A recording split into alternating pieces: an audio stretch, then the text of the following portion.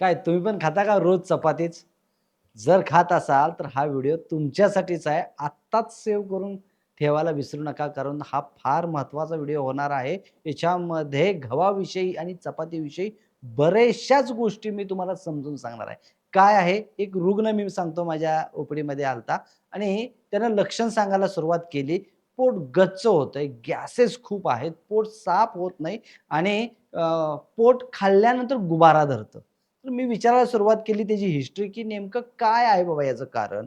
कारण वय फक्त किती 21-22 हॉस्टेलला राहणारा मुलगा आणि त्याला मग हे जागरण केल्यामुळं होतंय का? काय होतंय का?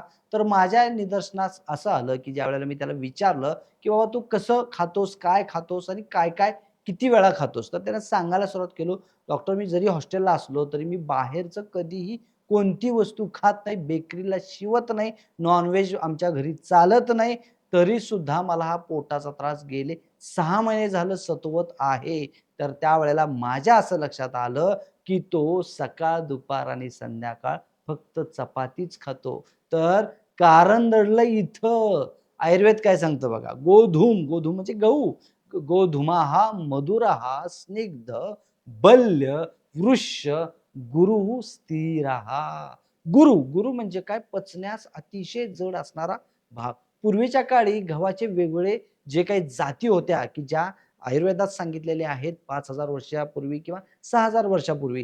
तर त्या मोती गहू असतील, बन्सी गहू असतील किंवा खपली गहू असतील, की ज्याच्यामध्ये ग्लुटीनचं प्रमाण प्रचंड कमी होतं आणि आज जर आपण बघायला गेलो, तर हे गव्हाचे प्रकार ₹80 ते ₹90 किलोपर्यंत आहेत.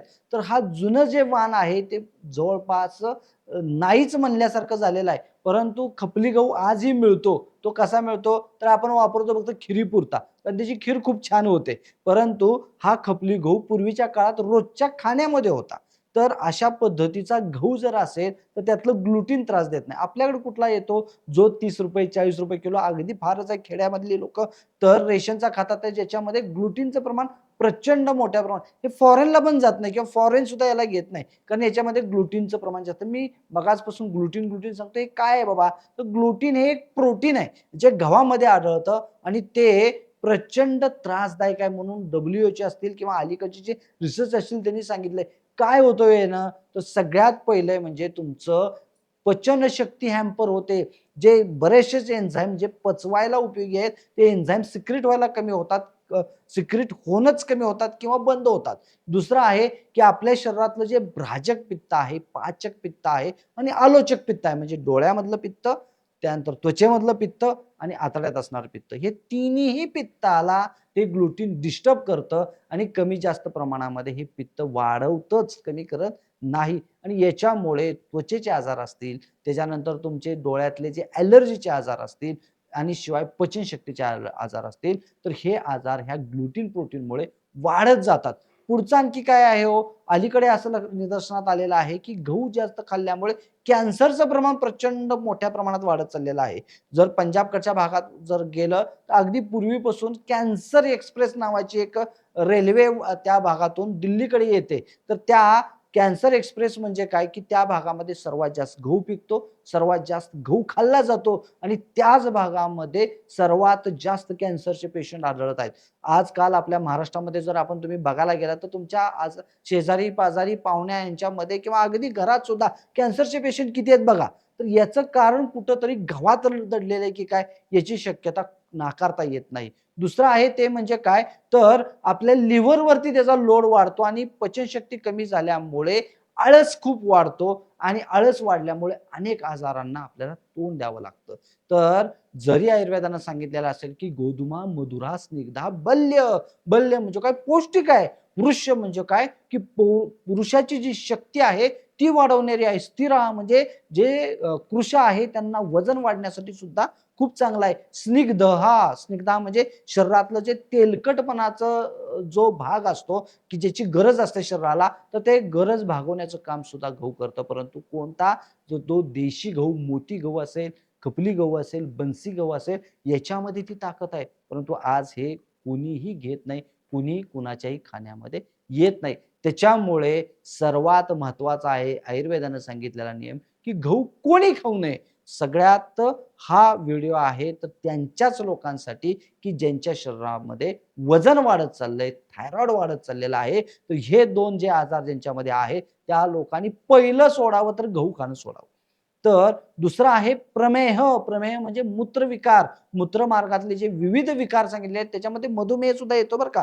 जर तुमची शुगर डिस्टर्ब होत असेल आणि बऱ्याच वेळेला काय होतं ॲलोपॅथीतील अनेक लोकं काय सांगतात किंवा आधुनिक शास्त्र काय सांगतं, की ज्वारीपेक्षा गव्हामध्ये शुगर कमी आहे, त्याच्यामुळे गहू तुम्ही खावा. परंतु नाही, आयुर्वेदानं स्पष्ट सांगितलंय, की प्रमेह व्याधीमध्ये गहू खाऊच नाही. म्हणजे काय? तर मधुमेहामध्ये सुद्धा गहू खाऊच नाही. खायचाच झाला तर मगाशी मी सांगितल्याप्रमाणे बन्सी गहू, खपली गहू किंवा मोती गहू जो जुनी जात आहे, ते खावा. व्यायामच नाहीये. जे बैठं काम आहे, ऑफिसमधले असतील, इंजिनिअर लोकं असतील, सीए असतील, वकील असतील, इव्हन आमच्यासारखे डॉक्टर लोकं असतील, की ज्यांच्यामध्ये व्यायामच नाही, फक्त बैठं काम आहे. अशा लोकांनी सुद्धा गव्हाला शिवू नये. ॲलर्जी, ॲलर्जी म्हणजे काय? सर्दी, शिंका, कफ सारखं वारंवार होतो. अशा लोकांनी पहिलं सोडायचंय गहू. तिसरं आहे ते म्हणजे त्वचा रोग. प्रचंड सोरायसिस वाढतोय, प्रचंड फंगल इन्फेक्शन्स वाढतात, पिंपल्स चेहऱ्यावरचे पिंपल्स सुद्धा वाढत चाललेले आहेत. तर त्याचं मूळ कारण सुद्धा गहू हे आहे. त्यामुळे गहू सोडल्या-सोडल्या हे आजार सुद्धा कंट्रोल व्हायला सुरुवात होतात. पचनशक्ती म्हणजे जे मगाशी रुग्णाचा अनुभव सांगितला, की त्या मुलाला मी फक्त गहू पाळायला सांगितलं आणि 15च दिवसाचं औषध दिलं, तर त्याचं सर्व आजार पोट गच्च होणं, कॉन्स्टिपेशन असणं किंवा पित्ताचा त्रास असणं, पोट फुगलेलं असणं, गॅसेसचं प्रमाण हे गहू बंद केल्या-केल्या कमी झाले. हे लक्षात ठेवा. त्याच्यामुळे गहू खाताना आयुर्वेदातला हा जो नियम आहे, की कुणी खावं गहू? तर जे व्यायाम करतात, ज्यांना वजन वाढवायचंय, ज्यांचं प्रचंड शारीरिक कष्ट होतं आणि ज्यांना एथलेटिक्स किंवा ज्या व्यायामाचे वेगवेगळे जे आहे त्याच्यामध्ये करिअर करायचं तर अशाच लोकांनी फक्त गहू खावा. तर ह्या नियमाने तुम्ही कशात बसताय ते तुम्ही नीट पहा आणि गहू खायचा का नाही तुम्ही ठरवा. कारण का गव्हाचे जसे अपाय आहेत तसे गुण पण सांगितलेले आहेत. तर त्या गुणालाही आपल्याला डावलता येत नाही. परंतु अपायाला जर आपण डावललं तर मात्र आपल्या शरीरामध्ये अनेक रोग निर्माण झाल्याशिवाय राहणार नाही.